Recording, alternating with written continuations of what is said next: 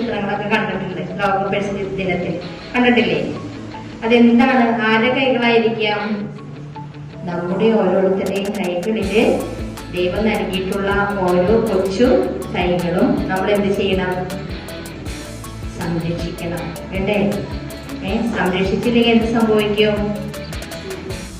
നമുക്ക് ആവശ്യമായ ശുദ്ധവായു, ശുദ്ധജലം, പിന്നെ ആവശ്യമായ അന്തരീക്ഷ സ്ഥിതി ഒന്നും നമുക്ക് ഉണ്ടാകുകയില്ല. നമ്മൾ ജീവിക്കുന്ന ഭൂമി ഗുരുതരമായ പരിസ്ഥിതി പ്രശ്നങ്ങളിലൂടെ കടന്നു പോവുകയാണ്.